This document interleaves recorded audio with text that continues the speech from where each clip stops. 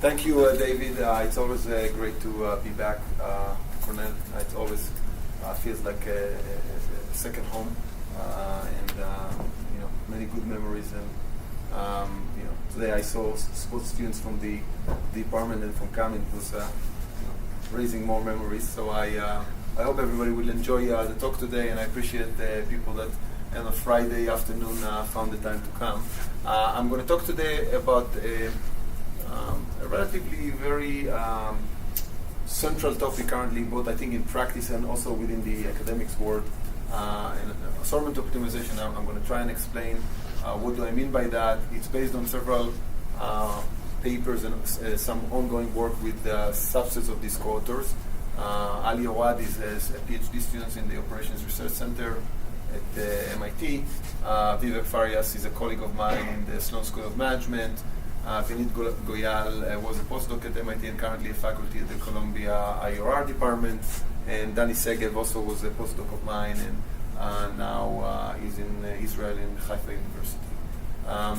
And I want to start with a high-level view of what do we mean by assortment problems. So, the basic setting is that we are really debating what kind of subset of products or services that could be different or differentiate along different attributes, price, quality, and other attributes. What subset of them to put in front of patients under the assumptions that we exhibit some substitution behavior. What do we mean by that? That customers could satisfy their needs with different products or services, but may have some preferences among those different alternatives, and their final choice will depend both on their initial preferences as well as what are we going to ultimately be able to offer them, right? And this has been observed both empirically in practice, but also theoretically as a major issue that arises in many, many industries. Very naturally, one can think about brick and mortar settings in which you actually need to decide what you put in your store. But if you think about someone shopping online and the online retailer can actually have an individual decision of what assortment or what options to put in front of every single user. So you can imagine, as we talk, that this is a problem that really kind of has different variants that are relevant to very many different settings. It's very important. It actually affects what we call both the assortment decision, namely what is the subset of products or services that we actually want to propose, but also definitely when we talk about physical products, in some settings there is also an issue of how much inventory of each one of those products you want to stock. And this is not something that you really can ignore. It actually has a first-order effect in many settings. And when you think about those, how to kind of think about this class of problems, you have a tension between three levels. The first level is what I call the modeling level. So at the basic of, at the core of modeling those situations, of these settings, there is the set of modeling choices that you have about how customers make choices given a set of options put in front of them. And clearly you want to have a realistic choice model that will capture how customers are going to make decisions. This is being balanced by the fact that while you want to have a very rich model, at the end of the day, to make it effective, you need to go back to data and validate or estimate the model from data. And as richer the model is, the more challenging the validation or the estimation problem is. And in particular, think about the fact that the data that you get about what customers prefer is actually being affected by some of your decisions, because you're usually going to learn about what customers prefer as a function of actually what you actually show them, right? So collecting appropriate amount of data to actually calibrate these models is not an obvious task. And there is a tension, inherent tension between these two levels. And then the third level is the computational level, that even if you actually pass through these first two barriers, essentially, this is being used to actually support certain set of decisions that you want to make. And if the model that you end up ultimately is not tractable, that's not going to be very useful to actually inform decisions practice. And this talk is going to focus particularly on the tension between the first level and the second level. So not because estimation is not an important issue, it's a very important issue, but for the sake of this talk, we're going to essentially sort of assume that this is somehow being taken care of, and we're really going to try to kind of be concerned about what is the connection between how rich the choice model you assume you have versus the computational tractability of the problem. And in particular, we would like to identify positive cases in which you can actually optimize and find the optimal solution in a relatively efficient way, as well as maybe other places that maybe the optimal solution cannot be obtained, but maybe you can obtain good approximation algorithms. And finally, maybe on a more negative side, to understand the complexity of those problems, again, as a function of the assumptions that you have on the modeling side. So that's kind of the agenda.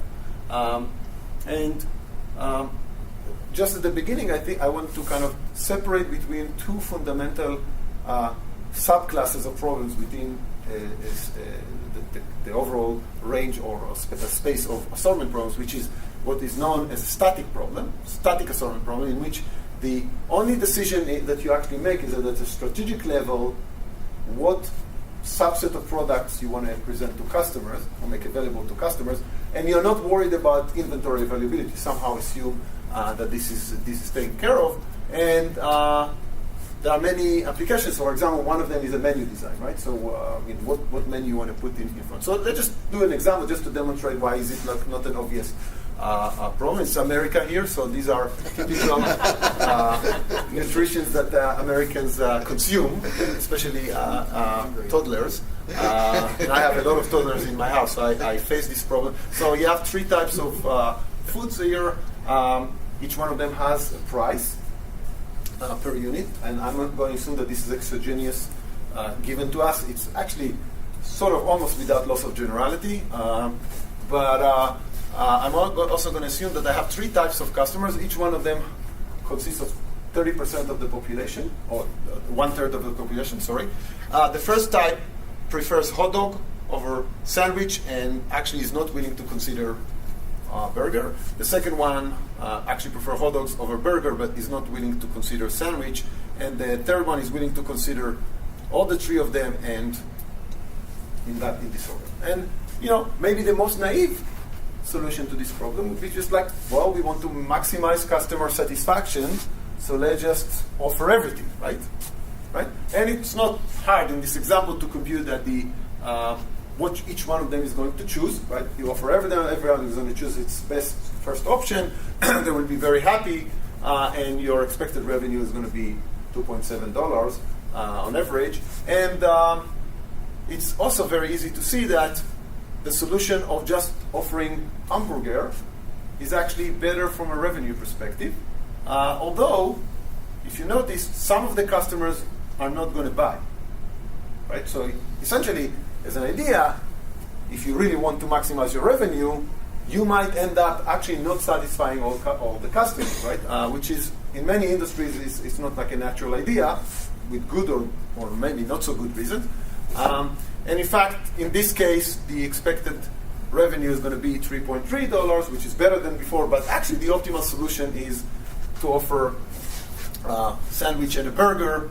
Everybody is going to buy something, and that's going to be optimal revenue. But I hope that you already, even from this simple example, can imagine that this doesn't seem like combinatorially easy problem of how to decide these sets. Now try to imagine that you have many types of customers and many products. That gets very complex. Okay, so that's what we mean by static assortment optimization. And by dynamic assortment optimization, we actually mean a situation where maybe the best picture to imagine is a shelf in a retailer store that you have to decide not only what types of products to put on the shelf, but actually how much of each product. And moreover, you're going to, once you actually decided what to do here, so let's say, again, you have different products with different prices, and what you need to decide is how much to stock from each one of them, where you are constrained by maybe the capacity of the shelf. But after you did that, you're going to see customers entering in some random order to your store.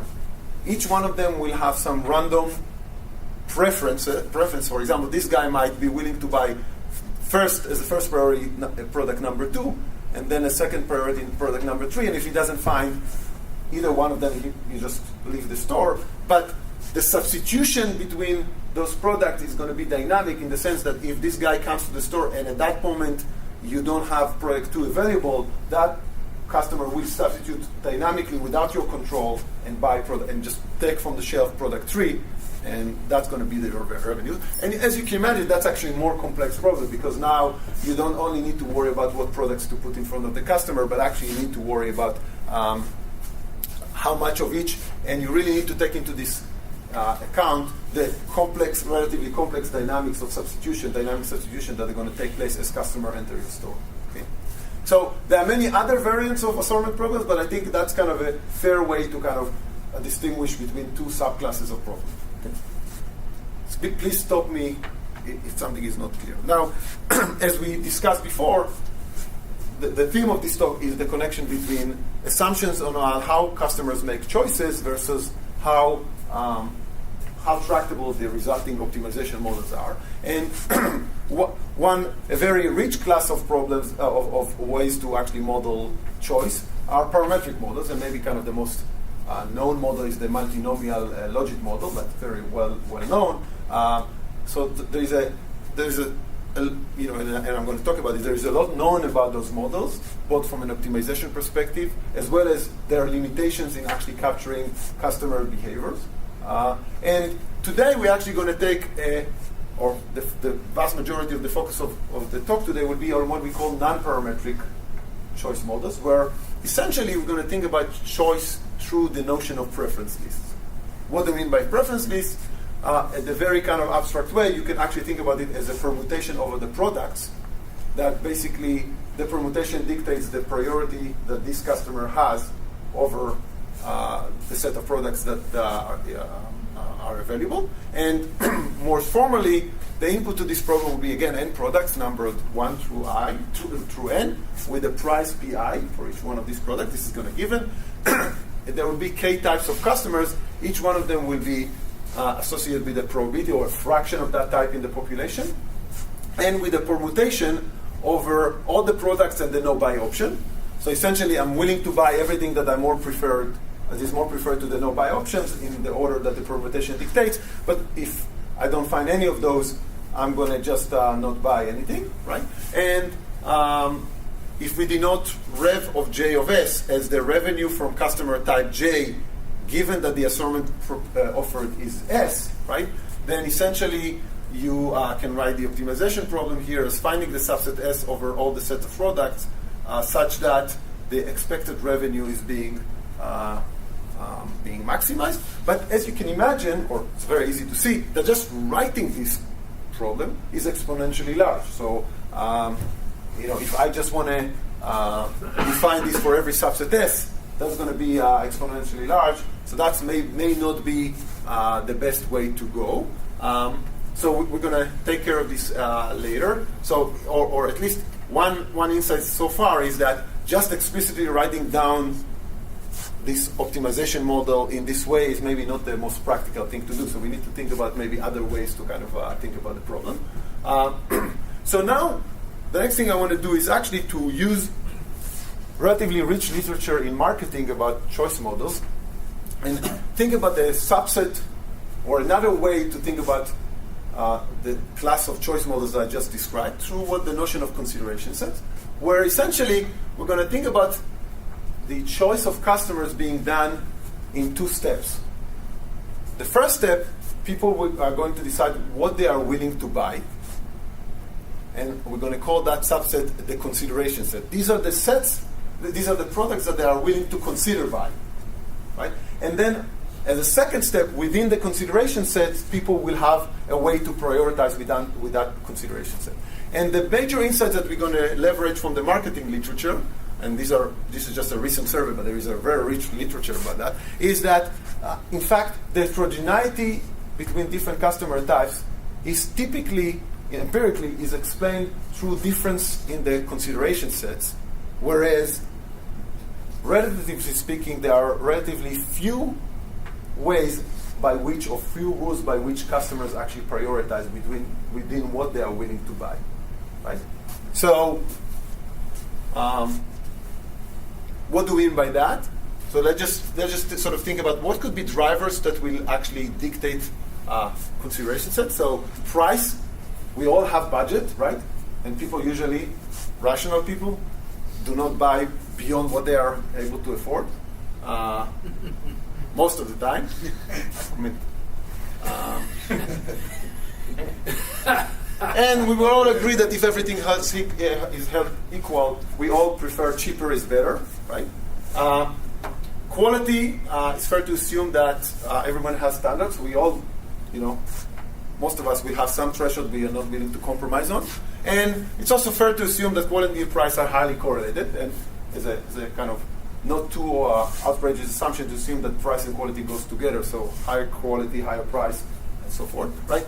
But then maybe the things that complicate things is what we call taste, right? So all of us has taste that is kind of idiosyncratic, right? It's not like something we can explain, but we always have maybe some exceptions to this rule. So some things that we are not going to be willing to be, maybe even within our budget, and have a quality that is good enough, right? So the focus of this talk from now on will be on situations where we're going to essentially assume that we have a relatively rich set of how people make decide about what they are willing to consider buying, the consideration set. But we're going to assume almost always, but not always, and I'm going to point out when we deviate from that there is one ordering, namely that within this consideration set, people are going to rank by the same rule, right? And while in most of the talk I'm going to assume that cheaper will be better, so basically I'm going to assume that people are going to, within their considerations, always strive to buy the cheapest item. That's not going to be anything that is essential for anything that I will say in the talk. So essentially, as long as we will assume that there is one or a few ways by which people rank products within the consideration set, all the results are going to go through. So I'm just giving the price just because it's a very intuitive one way to think about it. But it has nothing to do with actually proving the results, right? So if you think about this, essentially each customer has a quality threshold and a budget threshold, right? So if you just consider that, and you assume that the price and quality are increasing and are ranked 1 through n, then essentially the considerations of this should be filled here. Sorry about that. Some problem with the animation. Then you basically get intervals, right? So each one of them will have intervals. But then when you add the taste issue, then the taste issue will cause some of these intervals to be broken, and you get like kind of a more complex setting. But again, the idea is that within each consideration set, let's just focus on the first customer type. 4 is preferred on 6. That is preferred on 8. That is preferred and so forth. And similarly for each one of them. So that's kind of the theme of our problem. And again, just for the sake of example, cheaper is better, but it's not a necessary assumption for our results, right? So that's kind of the focus from now. Okay. So I have a question. Yes, absolutely. So suppose I'm talking about flight, and one feature is the time of day, what time to fly. Mm-hmm. So some customers, it's not always cheaper the better. When not earlier the better, right? So absolutely. First, as I said, I'm not suggesting that this captures every situation. So that's not included. I mean, well, the time that I'm talking about is the time of. Well, unless you assume that earlier is, but if you assume that earlier is better, definitely not. Right? Sometimes some people. 5:30 a.m. flight. So we're gonna, but let's say, but if you assume that you either, there are some customers that prefer. But basically, there are two several type customers. Some prefer morning flight. Some fly morning. Some prefer. So I think that let me just put front things that we can do beyond this that I think captures maybe what you said. So let's say that each one of us is willing to fly within an interval of time. We have not too early and not later than this, right? And within that, we have a unimodal function that prioritizes within that interval. We can actually capture that as well. So that might kind of a richer model that actually captures some of the aspects that you're going to talk about. But I'm starting with something simpler, and then as we move on, I'm going to say, okay, where we can push it, okay? So essentially, when I say one order, potentially they agree on the one order up to a unimodal function on that order, but the unimodality is kind of agreeing on the order. So right? So it's still richer, much richer than single unique order, but maybe not the most general case. But what is the agenda? So the first thing is I'm going to actually make a point that even the unique order consideration set is actually hard. Okay, very hard, right? It's like right. And then I'm going to basically talk about some results about static assortment, where the major theme would be that you can actually develop a graph representation of the problem that give rise to some dynamic programming procedures that, interestingly enough, allows you to actually study the complexity of these models in the context of some properties of the underlying graph. And in fact, is effective to actually prove that some very interesting cases of choice models actually give rise to models that actually give solve optimally. Right? But more generally, could actually potentially give you an effective computational method to solve general problems that, even though that theoretically they are not necessarily can be solved all the time optimally. Okay? And then I'm going to move and talk, if I have time, talk about some dynamic assortments in which there we're going to assume some more stringent assumptions on the choice model, but then be able to develop not only a PTAS, which is a very arbitrary close approximation algorithm for the problem, but in fact show that what I call sparse assortments are near optimal, in the sense that it's enough in these models to actually consider a small subset of the products and choose from that small subset the best assortment, which will be near optimal for the with respect to the assortment, will be able to consider all the products. Okay? Which is a structural insight that is very important, because if you think about the other side of assortment problems, which is the supply chain that you need in order to actually support the assortment, the more products you have, your supply chain costs are going to actually be much higher. So sparse assortments are actually very attractive because of those considerations. The question is how much you lose on the revenue side, and that kind of at least suggests that in some cases not too much. Okay, so hardness results. So the first bad news is that the assortment optimization problem with one unique ordering and arbitrary consideration sets cannot be approximated by more than order of n minus 1 to the minus epsilon, or order of log p max over p mean to the power of 1 minus epsilon, so for any epsilon positive, which means that not only that it's simply hard, it's actually hard to approximate unless some surprising things happen. So yes. I forgot the notation. What is p max and p min? It's the maximum price and minimum price. Sorry about that. So, okay. The result both applies to static and dynamic assortment problems. So that's kind of our starting point. And what I'm going to do next, I'm going to actually show you an extremely simple heuristic that actually applies to a general model, actually more general than just the unique order model, that actually matches the worst case. And the proof is actually quite geometric, so I'm going to actually show you the proof. So before that, let me just quickly go over the literature. And if I wanted to put all the results on assortment problems in the recent years, I will need more slides here. So I just want, and a lot of it was done actually by people in this room, but let me just tell you kind of the bottom line of what we know from an algorithmic perspective. I think that it's fair to say that few static models, parametric models, can be solved optimally.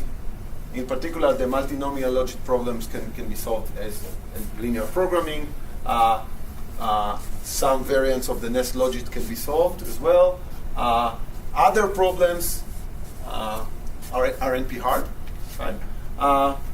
On the non-parametric cases, we have much little information about what is being solved, what can be solved and what cannot be solved, with the exception of very special cases that we know that we have dynamic programming algorithms.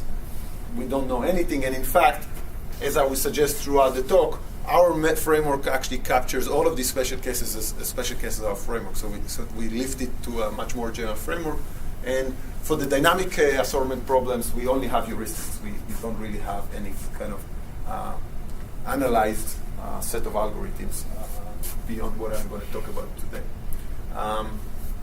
Okay, so here is the simple heuristic that I'm going to start with. And again, this is a heuristic that is that will be applicable to any non-parametric models that is based on preference list. So I'm actually going now more general than the single order model that I just discussed, right? And it's called the revenue ordered assortment problem. It's not something we invented. That's like a well-known heuristic in which essentially you consider the products in increasing price, and you take the best of stocking only the most expensive product, stocking the 2 most expensive products, the 3 most expensive products, and so forth, and you just take the one that gives you the highest revenue. And that's kind of the heuristic, right? So it's a very simple heuristic.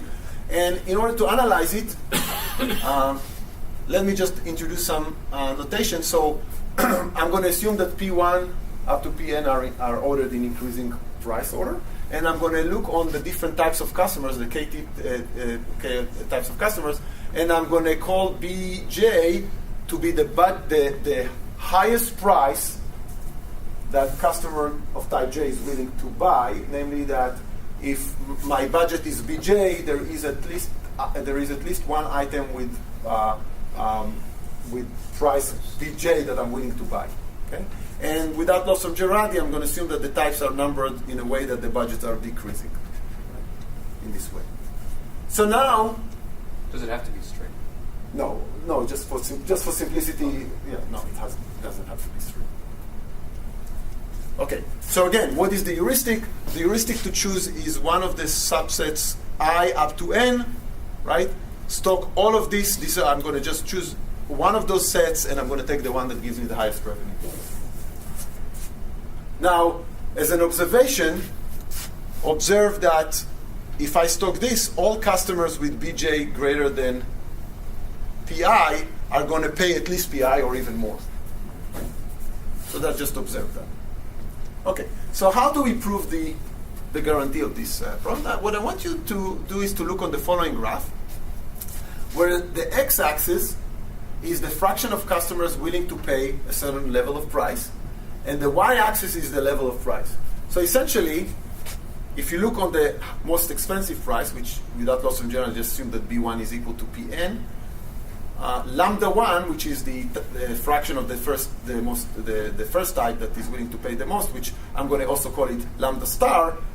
This is the fraction of people that are willing to pay this price.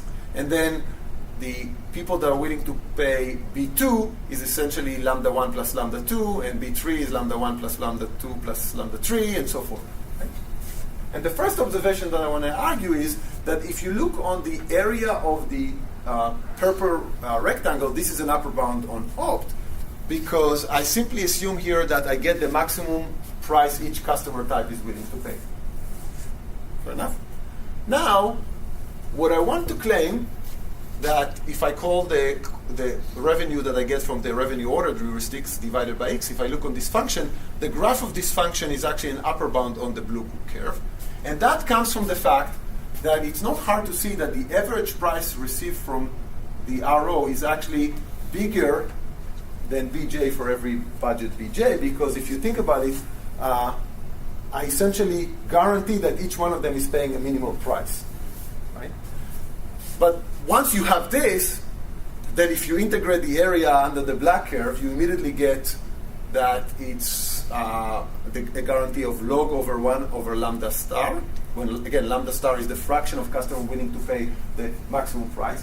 And where you're going to have problems here, you're going to have problems when lambda star is very close to 0, where basically this integral is not behaving very well. So with some more work, you can actually establish the other guarantee, which would be the better of the two, which is log of the p, the maximum price versus over of the minimum price.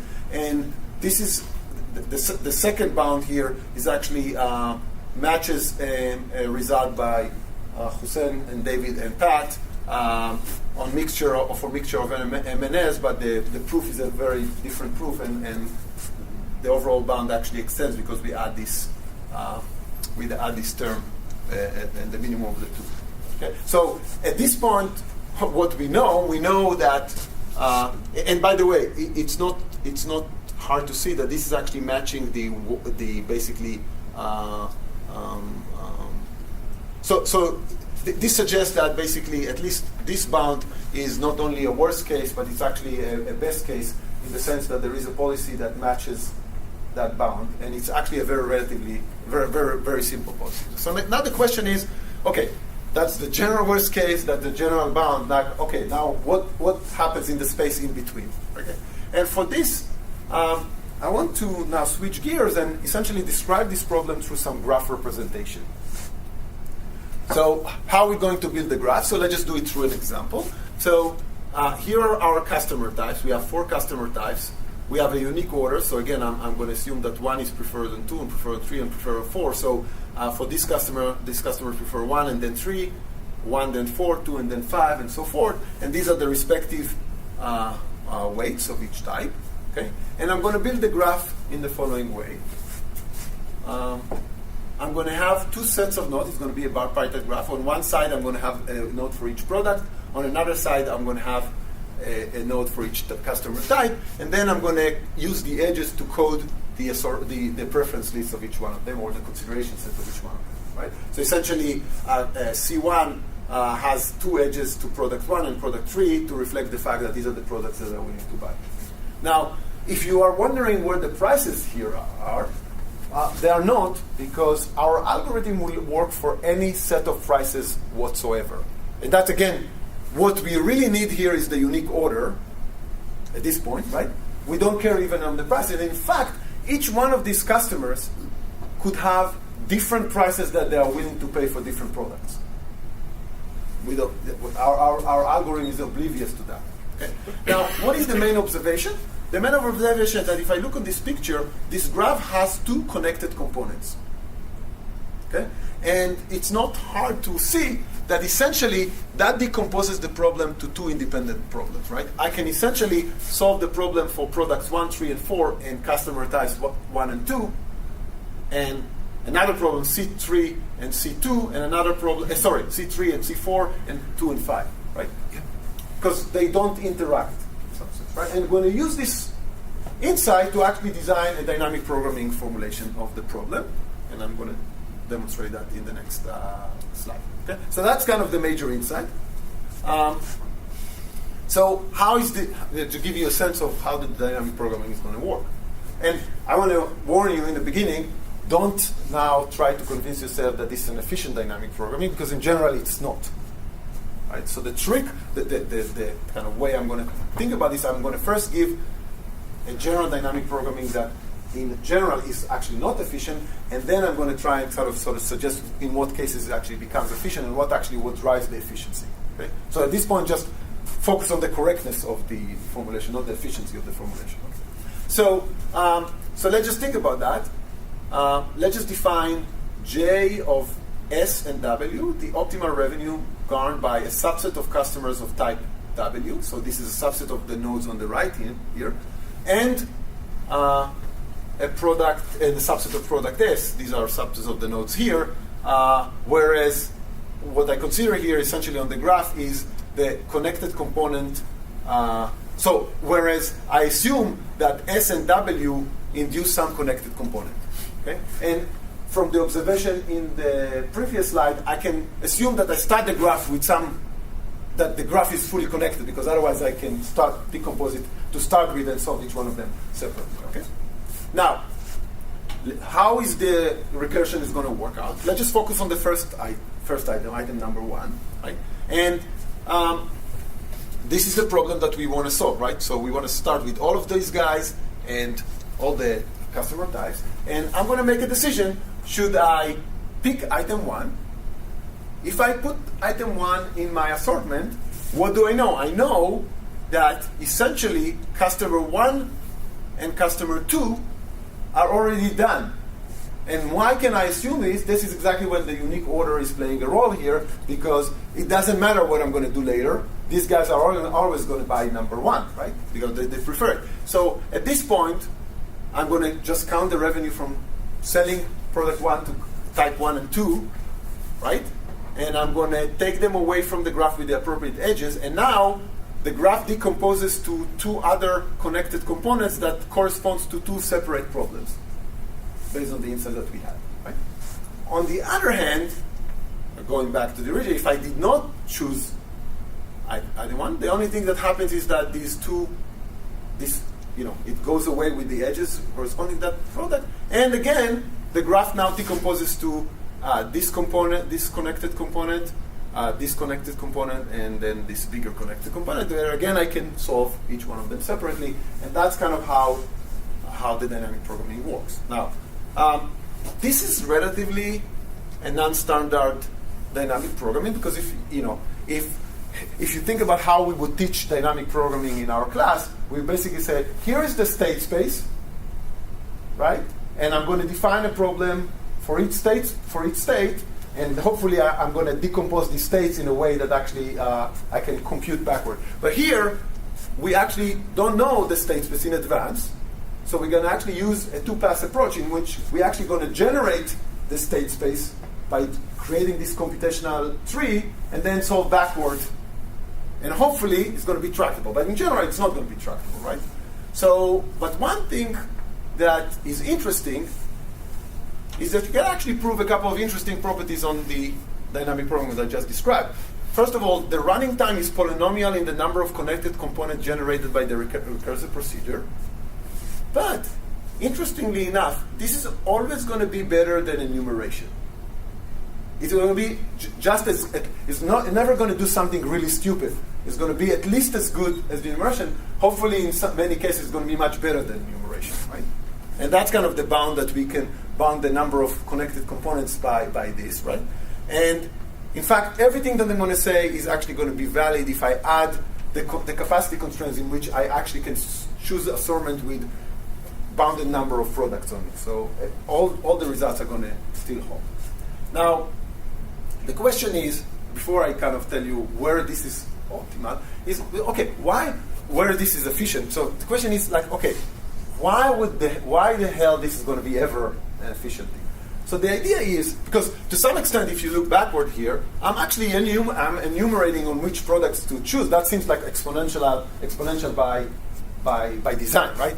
The trick is that essentially many of these connected components are going to repeat themselves in the sense that, or maybe another way to look at it, let's just think about 1 to I as a subset of items, and let's just look at all the subsets of items of sub-assortments that I could actually place within that subset, right? This is a priori exponentially large. But what we're saying that in many cases, many of those subsets actually induce connected components that are identical on I plus 1 up to n. So essentially, instead of looking on all of them, it's just enough to take one from each equivalent set. And when you have polynomial number of equivalent sets, you are done. And the issue is that this dynamic programming essentially generates for you in a transparent string-plan way these equivalent sets. So that you get it just from the procedure. Okay? That's kind of, before I kind of tell you, that's kind of the essence. The proof of that, so that to prove it for special cases, that's actually not an obvious proof that it's very easy to present in a talk. But I just want to give you the intuition and now tell you what cases actually work out, right? So the first thing is back to, this again needs to be a square here. So the interval model, where you actually essentially think about price and quality as the only thing that drives consideration set, you can actually show that you can, with the one ordering, you can actually solve it with and there you're never going to have more than order nk connected components. So the DP can solve it optimally, and this is generalizing a result by that really also look on intervals, but gave an ad hoc algorithm for that particular case. Okay? Is this case hard? What? Is this case hard? No, it's not hard. You can solve it optimally. Oh, I'm sorry. Yeah, that's exactly what I'm saying. So in this case, you have polynomial number of components and instances. Now, another model is what we call the pickiness model, in which essentially we assume that customer types are ordered based on their pickiness. Namely, so remember, there are customers that will exclude items based on some taste, and we actually assume that we can actually look and I'm more picky than David, so whatever David is not willing to buy, I'm also not going to willing to buy, and actually I'm not going to be willing to buy maybe additional things, right? So essentially, the one way to kind of formally say this is that you look on the consideration set and you assume that they are a laminar family, in which basically it assumes that any two customers, either the consideration sets are disjoint or one is contained in the other. So either we we are not even having any common taste, or there is some order of pickiness. And this is actually also a case where the same order number of components, which is polynomial, exists, and again, the dynamic programming can be solved optimally. Okay. In fact, if you have fixed partition of the constant partition of the product, within each partition you have laminar structure. You can also solve that, but now it's going to be exponential in n. So if n is small, you can actually say, well, on the space of colors, I'm more picky than David, but on the space of size, right, it's vice versa. So we can still can solve it, right? Okay, and then a generalization of these two models is we have pickiness, but also some budget constraints. So we call this a left laminar, which is a generalization of the previous two models, in which if I look on all the items that are if I take an item and I look on all the consideration sets that intersect on that item, they induce to the left a laminar family, but to the right, I can have some disjoint additions to those products. So one way to kind of think about this is that while I have pickiness to start with, I also had a budget constraint that could be actually different than the two of us. So I can be more picky than David, but maybe I have more money than David, so I can afford to buy some stuff that maybe you would wish to buy but cannot buy because of money, right? So surprisingly, this is also you actually can also solve this with the same order of polynomial components. Now, that's not the end of it. Actually, there are actually more cases that you can solve. But what I want to do next is actually talk about what happens if you don't have unique order, right? So the main thing that changes in the dynamic programming that I showed before is that, remember, once I stocked product number 1, it was very clear which customers are going to use product 1. So I had an immediate understanding of what is the decomposition to the next step of connected component. If you don't have that, then now you have a sub-optimization problem. That it's not only that you need to decide what that product 1 is in the assortment, you actually need to decide what is the subset of customer types that you're going to choose to satisfy with that product, which is a sub-optimization within the overall optimization. After you do that, you know what products and what nodes to take off the graph, and you proceed. And while this sounds far more complex, essentially a similar argument holds to actually suggest that other cases can be solved optimally. So for example, both interval and laminar with fixed number of rankings. So as long as you don't have too many of them, you can actually solve that. A linear model where you have 2 dimensions. So essentially, in this model, you assume that you have 2 features for each product. Each product is a point in the space, the 2-dimensional space, to reflect the balance between these 2 properties. And each one of the customer types has a linear objective, and will choose the one that maximizes their utility. You can actually show that that's actually reduced to properties that are nice. But maybe the most richer model is where the consideration sets are intervals, but as I suggested before, you have a unimodal preference over that interval. All of these models can be shown with the same framework to be solved optimally as a result of being able to show that the connected components on the graph that you get over the procedure on the graph are actually polynomial in size. Now, there is one degree of freedom that we actually didn't use so far, and we're actually exploring how to use it. is that essentially one degree of freedom that you have is the order by which you actually process the items. And at this point, we do not understand what this can get you, because that potentially could affect how your computational tree is going to look like, and especially affect the suite. But so far, we do not see a way that we can exploit it or even understand whether this is going to buy you anything. But one thing that we did was to actually try and see whether this is actually can be used to solve problems in actual problems, right? And we chose to actually compare it to Gurobi. It's just like use it, try and solve integer program, right? You can formulate all of these problems in an integer program. And this is very initial and preliminary, so I don't want to declare any strong statements here. But one intriguing thing is that in many cases we actually beat Gurobi. So, for example, if I take intervals with quasi-concave convex intervals where I have order n products and order n squared types, right, that I uniformly choose, and I also choose the prices from some distribution, each one of these points reflects 100 experiments with that model. And as you can see, that as you increase the number of products, not only that the algorithm does better than Gurobi, is actually the variability around the mean running time is actually quite different. So while we have very stable computational time, Gurobi is kind of all over the place. It can be relatively quick, but can stack suddenly and choke. And in fact, when we go up to 45 products, we are still able to solve it in less than 5 minutes, and Gurobi after 30 minutes has an optimality gap of 30%, which is very surprising and encouraging, but I think that we still need to do some work here to fully understand how.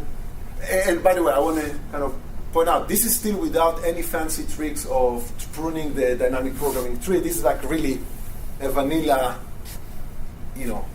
implementation of the algorithm. So we are not doing anything. We are not doing anything fancy here. Now you can argue that maybe with Gurobi you can also do something fancy, but so as I was saying, this is really preliminary, and I would not get to any conclusions. That this is like arbitrary consideration sets. We can get up to 16 products. In fact, the things that prevents you from actually going beyond is actually not the computational time, but actually the memory. How you present, what is the right data structure to actually capture the data. We are working on that. So again, we're still looking for cases where Gurobi is beating us, but I find it somewhat surprising and encouraging that maybe that's actually a really sophisticated enumeration method that really allows you to solve these problems quite efficiently also in practice. So this is what I have to say about the static problems. I want to say something about the dynamic program variant, but maybe it's good time to open for some intermediate questions about what we've seen so far. I don't know if people have questions. Okay. So just to remind you, dynamic substitution, now we have to decide about the inventory, not only about the assortment. And I want to kind of point out what is the dynamics of the model. So once we decided how to, how many to put from each item, right? Customers are going to come one by one. Oops. Right? So let's say that the first customer is willing to buy first 2 and then 3. 2 is available. She will buy 2. We'll get P2. And then the next customer will come. She is willing to buy 3 and 1. The problem is that 3 is not available. So this customer will substitute to 1. 1 is available. She will buy 1. I don't have any control on that. She will leave the store. And then the next guy, also with a preference list of 3, 1. None of those exist. This customer leaves, and I don't get any revenue. But as you can see, now my revenue actually depends not only on what I decided to actually stock, but also on the quantities. And I really need to sort of think about these dynamic substitutions. And again, let me start with hardness results. So it seems that this problem is very hard to approximate. Even for the problem when you have exactly 1 customer and each preference list consists of 2 products, the problem is NP hard. And in fact, if you allow 1 customer an arbitrary consideration set you can show that you cannot approximate this problem by more than 1 minus 1 over E unless P is equal to NP. So seems, again, like a hard problem even for very special cases with one customer is arriving, right? So what do? You actually make more assumptions, right? So so here are the assumptions that we're going to make. We're going to consider a special case of what unique order and considerations, which is the nested case, in which customers, again, I'm going to assume that P1 is increasing, price is increasing in the index, and I'm going to assume that each one of the customer types is willing to buy some prefix 1 up to some product K. Right? So I'm either willing to buy 1 only, 1, 2, 1, 2, 3, 1, 2, 3, 4, and so forth. And within that, I always prefer to buy the cheapest. Right? And I'm going to use alpha I to denote the probability that product I is contained in the preference list of a random customer, where it's not hard to see that alpha I is decreasing in I, right? So alpha 1 is bigger than alpha 2, is bigger than alpha 3, and so forth, right? Because of the nested structure that I assume. And the last assumption that I'm going to have, let's just skip that. The last assumption that I'm going to have is that the random number of customers that I'm going to see it has an increasing failure rate, which means that if I look on, if I assume that the number of customers is bigger than some threshold M, and I look on the residual number of customers, it's stochastically decreasing in M. So to some extent, you kind of assume some concentration of the tail. The tail decays in a certain rate. And as surprisingly, this is going to be, we can show that it's actually almost necessary assumption, that without it, actually the results are not going to hold. But on the other hand, IFR distributions are very common. So most of the common distributions that we think about in operations management, at least, like Poisson, like normal, are geometric, are exponential, or IFR. So it's actually a rich class of family, a rich class of distributions. Okay, so what is PTAS? So PTAS is kind of a very arbitrary close approximation algorithm in which for every given accuracy level epsilon, we can obtain a fraction of at least 1 minus epsilon of the optimal expected profit in time that is polynomial in the size of the input, but also a function of epsilon. Right? So the closer you want to get, the longer it takes you to actually run the algorithm. But beyond the so beyond the fact that we can prove that there is a PTAS for this problem under the assumptions that I suggested, which stands in contrast to the general theorem that essentially said that you cannot actually approximate the problem beyond 1 minus 1 over E for the general problem, right? That's like here you can actually get as close as you can. The core idea here is essentially interesting by itself beyond the result. And what is the core idea? The core idea is to basically claim that I can get 1 minus epsilon fraction of the optimal expected profit with a subset of items that is not big. What do I mean by not big? It's depending only on epsilon, specifically of order log of 1 over epsilon, but does not depend on any other parameter of the problem. So essentially, it says that sparse assortments are near optimal in some way. And I want to mention that this, to prove that, it's essential to assume that N is IFR. So it does not hold when N is not IFR. And moreover, our algorithm can actually constructively find this set. And then once you find these sets, you can just enumerate on over all possible options and actually take the best one, and that's guaranteeing the guarantee. And the implicit assumption is that you can compute efficiently for a given assortment what is the expected profit, which is something that you can actually do. And that's kind of these are the core ideas. So what I'm going to do in the last couple of minutes, I just want to give you another piece of the analysis, 2 pieces of the analysis. One of them is more specific, and now one of them is more high level of how do we prove that. So the first thing is like, well, if you want to prove any approximation algorithm, you need to have an upper bound, right? So here's the upper bound I'm going to think about. I'm going to think about the static problem, right? That in which I'm going to assume that I know M in advance, right? And therefore there is no point of stocking more than M units, right? And moreover, I'm going to essentially claim that in this case, if I know M in advance, right? And I have no capacity constraints, so I can actually stock M items, right?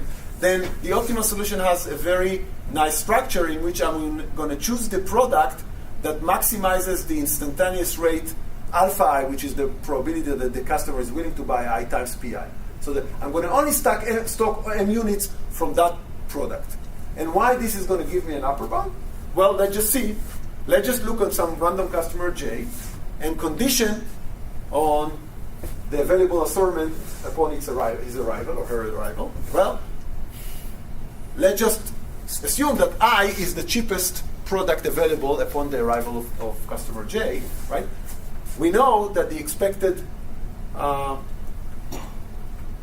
revenue from this customer is going to be then alpha I pi, because this customer, if this customer is willing to buy anything, it will take the cheapest item available, and that happens with probability alpha I times pi, that's the expected revenue. But we know by definition that this is less than alpha I star pi star, because that's how we chose alpha I star, I star, right? Now, what is the expected profit from any customers that arrives when I stock n units of I star? It's exactly alpha I star pi star. So that's heuristic, in fact, gets you an upper bound, where the upper bound is the mean of m times alpha I star pi star. Okay. So that's kind of one piece. The other piece would be, and I'm going to skip many technical details, would be to look on the items and define them, separate them into rare, frequent, and rare. And how are we going to define them as frequent and rare? We're going to think about the random variable as the number of customers willing to buy product I, which is binomial with m and alpha I, right? Like we know that, right? And we're going to define this quantity, the minimum of xi and the capacity c, which is essentially equal to the number of sales if we stock all the capacity on that product. Now, if this is high, we're going to call the product frequent, and if this is rare, we're going to call if it is small, we're going to call it rare. And because of the nested preference list, the frequent products consist of one interval, and then the rare product consists of the complement interval, because the alpha i's are actually monotonely decreasing, right?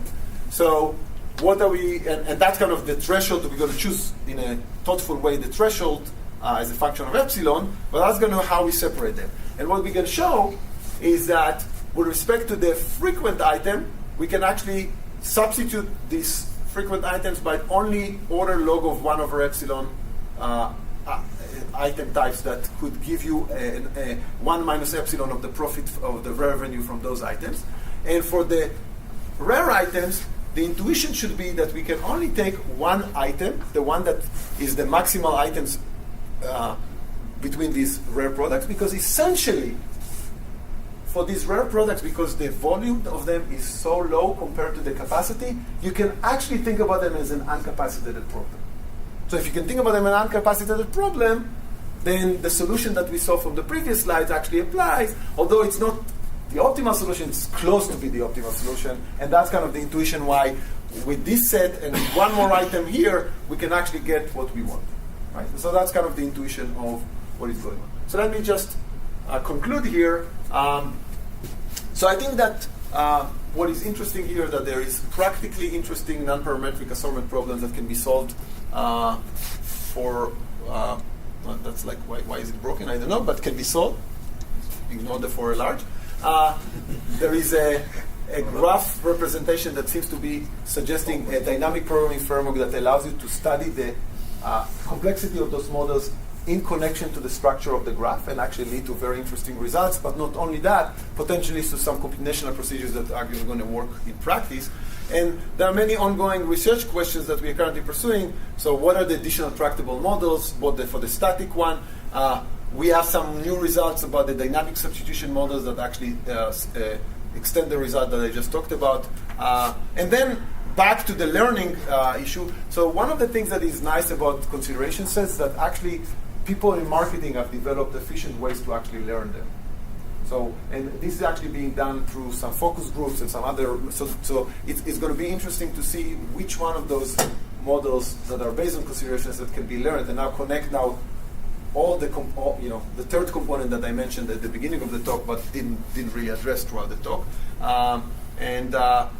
Just also want to mention that there are some applications to non-parametric pricing models, but that for another talk maybe. So thank you very much. I'm happy to take more questions.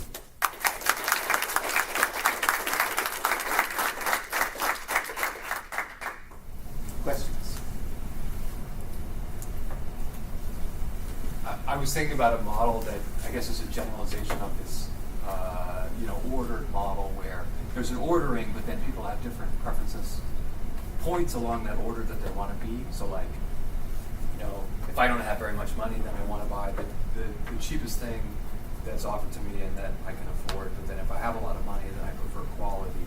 And so I want to buy the most expensive thing that's being offered. So again, if you have relatively few types of those kinds, so let's say that we Like have two two types, we can do that. This is like one of the cases that we can actually cover, right? So if let's say I have two types of cars, the cheapest, as long as the quality is good enough, or the most the highest quality, as long as I have enough budget, enough money, we can capture that. In all of these models, that's kind of part of the things that we can do. If you now have more the more orders you add to this, then you grow exponentially in the number of orders. But if you just have two, then life is good, right? Are the pricing problems you consider discrete pricing or continuous pricing? No, so it's mostly discrete prices. So it's essentially, you can actually take, if you have a finite discrete set of prices, you can actually now introduce products that are product and price, and essentially Because I was wondering if it was continuous. No. You don't have a parameter really to it. But I can tell you that I'm looking for the continuous pricing problem in practice. Most practical pricing problems are, you can discretize them, at least and some you can actually discretize to a relatively small subset of prices, some less, but So for a fixed assortment, how hard is it to find your optimal stacking point? That's something that you notice. So if you look on you're talking about the dynamic substitution? Sure. So for some models, actually even that is hard. Or we don't know how to do it. For the models that we show, it's relatively doable. Because it's less. But even if you move to intervals, we think we can do it, but it's highly it's not a trivial. It's not. You have to think very carefully how to do that. At least we have to think carefully about how to do that. So for the dynamic problem, even for a fixed assortment, if the choice model is actually too complex, it's not even clear how you optimize the quantities. Or even how given quantities, how you estimate what is the expected revenue. It's actually even that is not obvious beyond simulation. You can always simulate, but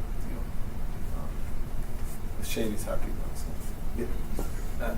It's off topic, but on menus, all restaurants now put expensive items that people won't actually buy in order to increase people's threshold of what they will buy. Okay, so this essentially now you're talking about other aspects of choice models that maybe are not trivially captured. But in our models, actually, it's always, you never suffer from having the most expensive item to the assortment, right? Because what is the worst thing that can happen? That someone would switch to that item. That's not going to be bad for you, right? So You're going to have it. yeah, absolutely. Okay, so maybe we'll cut off questions here. That there are refreshments next door in the room where the carols are in the lounge. So let's thank the speaker again.